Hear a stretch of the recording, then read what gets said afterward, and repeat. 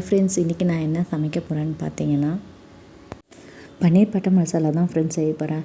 அதுக்கு நான் எடுத்துக்கிட்டது என்னென்னு பார்த்தீங்கன்னா, ஒரு சின்ன க்யூப் அளவுக்கு பன்னீர் எடுத்து கொஞ்சமாக கட் பண்ணி வச்சுருக்கேன் சின்ன சின்னதாக. அதே போல் ஒரு வாணலில் பட்டர் கொஞ்சமாக ஊற்றிட்டு, அதுக்கப்புறம் தேவையான அளவுக்கு ஒரு 4 பல் பூண்டு, ஒரு சின்ன பீஸ் இஞ்சி போட்டு எண்ணெயில் வதக்கிட்டு, அதுக்கப்புறமா வெங்காயம், தக்காளி, மிளகாப்பொடி, தனி மிளகாப்பொடி போட்டு நல்லா அந்த எண்ணெயிலே ஃப்ரை பண்ணி எடுத்து ஆற வச்சுருங்க ஃப்ரெண்ட்ஸ். அதே போல் குட்டி குட்டியாக க்யூப்பாக கட் பண்ணி வச்சுருந்தேன் பன்னீரை ஒரு ஃப்ரை பேனில் பட்டர் ஊற்றி அந்த பன்னீரை அந்த ஃப்ரை பேனில் தனியாக உதுத்து போட்டு கொஞ்சமாக மிளகாப்பொடியும் உப்பு பொடியும் போட்டு நல்லா டீப் ஃப்ரை பண்ணி எடுத்து ஓரமாக வச்சுடுங்க ஃப்ரெண்ட்ஸ்.